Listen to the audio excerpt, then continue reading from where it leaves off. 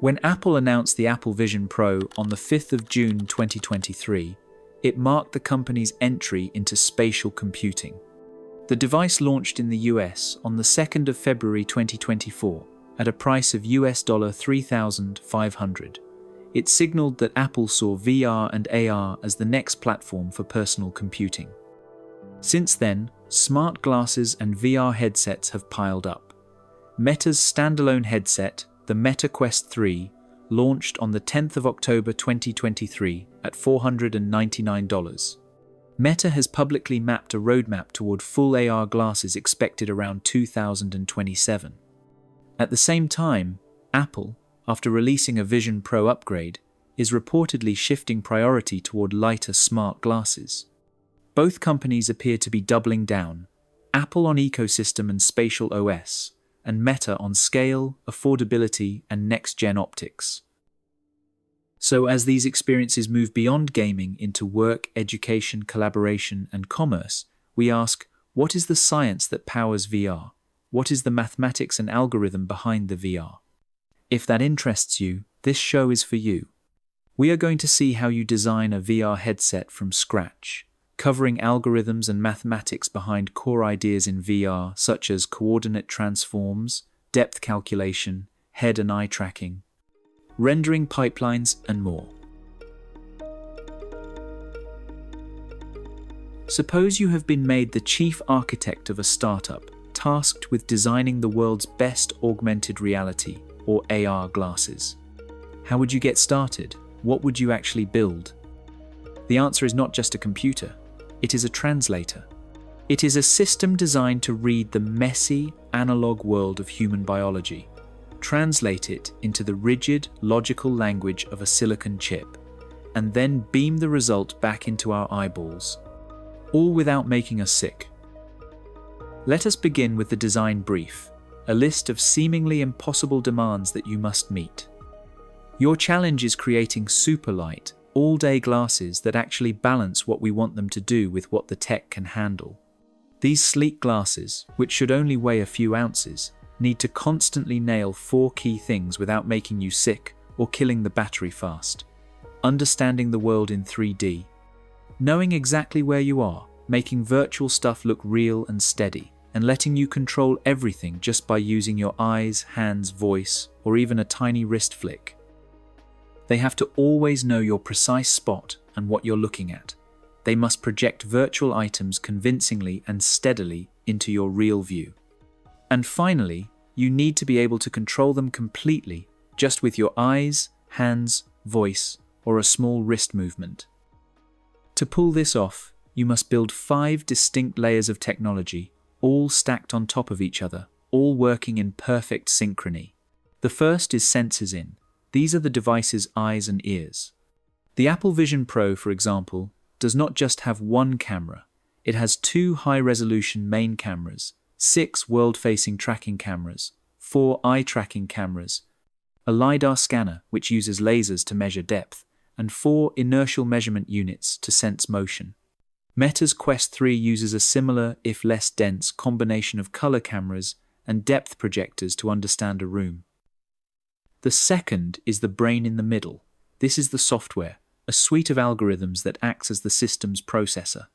It takes the flood of data from the senses and uses it to reconstruct a 3D map of the room, track the user's head, and decide what virtual object should appear where. The third is the illusion out. These are the displays and lenses that paint the virtual world. This system's job is to generate photons and, through a series of optical tricks, bend light in a way that convinces your eye it is seeing something far away, not on a tiny screen millimeters from your cornea. The fourth is life support.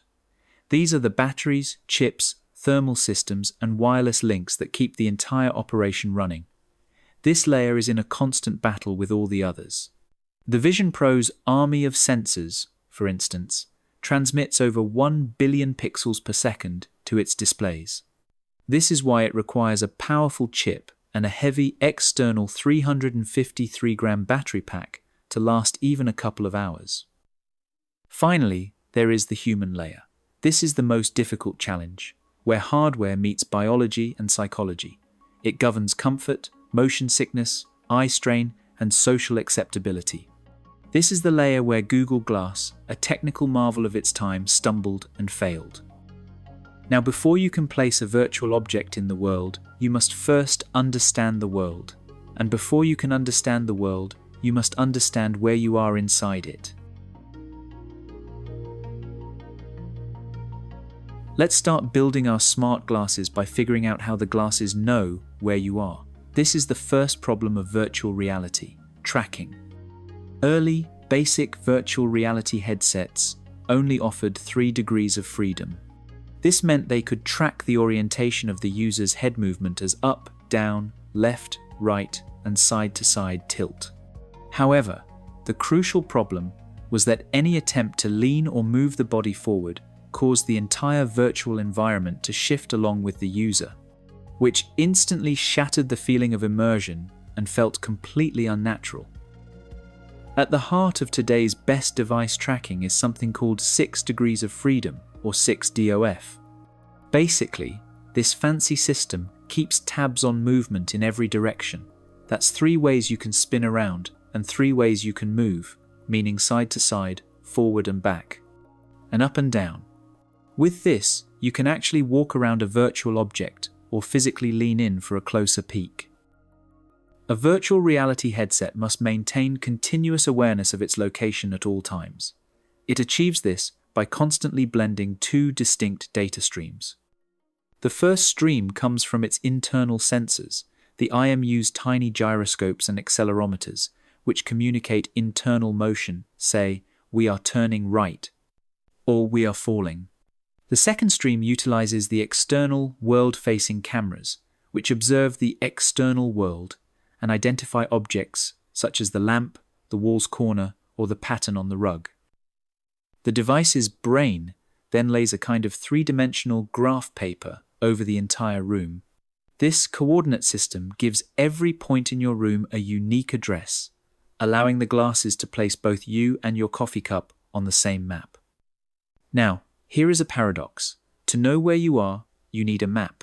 But to build a map, you need to know where you are when you add things to it. Doing both at the same time is the central mathematical problem of robotics and AR, known as SLAM, or simultaneous localization and mapping. The basic idea behind this tech is a non-stop cycle of predict and correct. For example, a gyroscope might guess, "My internal sensors say we just turned 5 degrees right." But then the camera steps in with the correction. It snaps a new picture and uses software to line it up with the map by finding things that match. It figures out the physical lamp in this new shot only matches the one on the map if the actual turn was 4.9 degrees. This shows how SLAM simultaneous localization and mapping keeps getting better in a loop. A good map means you can track things precisely, and that precise tracking lets the device add new stuff to the map even more accurately, constantly making the map higher quality. But the reverse is also a vicious cycle. What happens when the math gets it wrong? Users of early mixed reality systems sometimes reported a drifting world, where a virtual sofa placed in the corner of a room would slowly, inexplicably slide through the physical wall. This drift is the result of tiny compounding mathematical errors. If the room is poorly lit or has large blank walls or reflective surfaces, the cameras get confused. A tiny tracking error, say a 0.1 degree miscalculation, is corrected and baked into the map. The next calculation is then based on this slightly wrong map, which creates a new, slightly larger error. In such scenarios, Meta's official guide asks users to clear physical space history. When this glitch hits, you've got no choice but a hard reset. Now, once your glasses know where they are, they need to show you what isn't there. This brings us to our next challenge, called the Illusion Out stack: how to create a cinema inside a pair of glasses. Headsets like the Apple Vision Pro utilize tiny micro OLED screens positioned mere inches from the eyes. Because the human eye is not designed to focus at such a short range, a lens is required. Its function is to create the illusion of distance by bending the light from the small screen. This causes the light rays to enter the eye parallel, simulating the experience of viewing an object situated 4 to 8 feet away. The VR industry has adopted two main solutions for display optics, each involving design compromises. For closed virtual reality systems, such as the Quest 3 and Vision Pro, the preferred solution is pancake lenses. These newer lenses replace the bulky, single, thick Fresnel lenses that gave older VR headsets their shoebox profile. The core innovation of pancake lenses is a complex, multi-element system that folds the light path. Light emitted from the display screen is first polarized, then bounces off a half mirror, is flipped, bounces once more, and finally reaches the eye. This optical path folding allows the lenses to be positioned much closer to the screen, resulting in a significantly thinner overall headset design. For transparent augmented reality or AR glasses like HoloLens or Magic Leap, you cannot block the user's view with a complex lens. The solution here is a waveguide. A waveguide is a marvel of optical physics. A tiny projector hidden in the arm of the glasses shoots the virtual image sideways into the edge of the transparent lens. The light is trapped within the thin layer of glass, bouncing internally from one side to the other. It is guided along this path, like blood through a vein. Finally, when the light reaches the spot in front of your eye, a series of microscopic, etched nanogratings on the glass directs the light out of the lens and into your eyeball. The real-world light passes right through, while the virtual light is plumbed directly to your pupil. These powerful, wide-angle lenses, both pancake and waveguide, are not perfect. They distort the image they are showing. The edges of the image are magnified more than the center, creating a pincushion distortion that makes straight lines appear to bow inwards like in a funhouse mirror. If you saw the raw image, it would be disorienting. The fix is pure mathematics. The headset software pre-warps the image before it is ever sent to the screen. It applies a barrel distortion, the exact mathematical opposite of the lens's pincushion distortion. The software image looks bizarre and bowed out.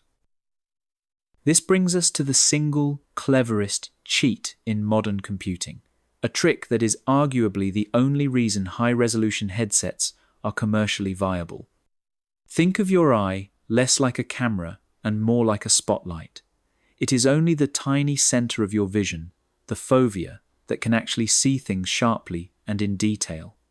Everything on the edges, your peripheral vision, is much fuzzier. It's great at spotting movement, but terrible for reading small text. The headset knows this. It uses those inward-facing infrared eye-tracking cameras to know, with pinpoint accuracy, exactly where your fovea is pointed. The brain, or chip, then practices a form of graphical triage. It renders a tiny, high-resolution circle of the image only where you are currently looking. It renders everything else, the vast periphery that your eye cannot see clearly anyway, at a much lower, blurrier resolution. This is foveated rendering, and it is the keystone that connects the entire system. Apple, for example, boasts of a 23 million pixel display in the Vision Pro. In reality, no mobile chip, not even its powerful M5 chip, can possibly render 23 million new pixels 120 times per second. The chip would melt, and the battery would die in minutes. Foveated rendering is the solution. By only rendering, say, 20% of those pixels at full quality, the chip thinks it is only rendering a much smaller display. This mathematical cheat is what saves the chip from overheating, saves the battery from draining, and makes the 2-3 million pixel display possible in the first place. It is also why the eye tracking must be perfect. If the eye tracking fails, the foveation fails. The user's gaze moves to a low-resolution part of the screen, the illusion shatters, and the chip's workload explodes. So far, we have figured out what kind of virtual world our glasses should build, how the glasses know where you are, and how they can create a world in front of our eyes that is fearless, realistic, yet computationally feasible. But what system does that? We have tons of data coming, such as head position from SLAM, eye position from the tracker, and much more. How do we use it to build the world we want to see? The graphics engine is basically the heart of the software, taking data like where your head and eyes are to build the virtual world you see. Think of every 3D virtual object as a digital sculpture or a wireframe model made up of tons of tiny flat panels, usually triangles. The rendering engine is the super fast stage manager here. For every single frame, which happens 90 to 120 times every second, it has to nail these key steps. First, it figures out where your head is right now using data from the SLAM system. Second, it calculates which of those countless triangles you can actually see from your spot. Third, it works out how the virtual stage lighting hits those visible triangles. Finally, it translates all that geometry and lighting info into the colored pixels you end up seeing. As you can imagine, this whole process is seriously intensive. Some of the early VR systems consistently made people sick. The reason was latency, the delay between your action and the world's reaction. The issue is a phenomenon known as brain panic. Your inner ear senses head movement instantly. But if the screen image lags even by a few tens of milliseconds, this sensory conflict between your ears and eyes begins. The industry standard to combat this is the 20 millisecond rule. The total time it takes, from the start of head movement to the photons of the new frame reaching your eye, must be under 20 milliseconds. Exceeding this limit causes the human brain to perceive the lag, which is the onset of motion sickness and nausea. But what if the graphics chip is too slow? What if a scene is very complex and it takes 30 milliseconds to render the new frame? Your brain would register that 10 millisecond delay and get sick. The solution is a mathematical trick, a form of time travel for frames called asynchronous time warp, ATW, or reprojection. ATW is an emergency system that runs on a separate timeline asynchronously from the main graphics engine. If the 20 millisecond deadline arrives and the new frame is not ready, ATW steps in and says, "No problem, I'll just grab the last frame, the one we showed 11 milliseconds ago. I'll ask the senses in layer for the newest head tracking data. Then I'll reproject or mathematically bend and tilt the old frame to match your new head position." It is in essence a lie. You are not seeing a new frame, you are seeing a recycled, slightly warped old frame. But it is a lie that arrives on time. And to your brain's vestibular system, an on-time lie is far better than a new, late-arriving truth. So, here's the engine's main compromise. To make sure folks feel no motion sickness, you need a super high, steady frame rate. But to make the world look sharp and real, you also need high resolution. Both of these features consume the exact same finite resource, the chip's processing power. Every time you double the resolution, you quadruple the number of pixels the chip has to process for every frame. This is why a device will often be programmed to dynamically drop its resolution and make the world a bit blurrier to guarantee it holds its frame rate. A blurry world is acceptable. A stuttering, nauseating world is not. Now, let's say you manage to make a world that is stable, beautiful, and comfortable. The next question becomes, how do you control it? Devices like the HoloLens 2 and Meta Quest 3 let you reach out and pinch or grab a hologram without holding a controller. This is thanks to an advanced form of pattern recognition. Instead of directly tracking your hand, the device's cameras provide a video stream to a machine learning model. This model has been trained on millions of hand images to identify pixel patterns that resemble a hand. The system first locates your hand and then estimates the 3D position of your knuckles and fingertips. It then constructs a digital skeleton of your hand, updated constantly, frame by frame. A click is registered when the bones of your digital thumb and index finger skeletons make contact. Essentially, you're wearing invisible gloves equipped with around 20 tracking dots, which the computer simply links together. The core of the high-performance eye tracking system is essentially a small-scale monitoring setup focused on your eyes. It operates by having a ring of LEDs emit infrared light onto the eye. High-speed infrared cameras then meticulously observe how these patterns are reflected and distorted by the unique, moist curvature of your cornea. The system basically uses an image processing algorithm to figure out what that messed-up reflection pattern means. It calculates a super precise 3D vector that tells it exactly where you're looking. That's why you have to do the initial look at the dots calibration every time. The math needs to learn the unique way your eye reflects light before it can work properly. While voice can be a natural way to control VR lenses, using it in public can be awkward. This is leading to the emergence of a new frontier of silent gesture. Meta's latest innovation in the space is a neural wristband. When you intend to pinch your fingers, your brain sends a specific electrical signal down your arm to the muscles in your wrist.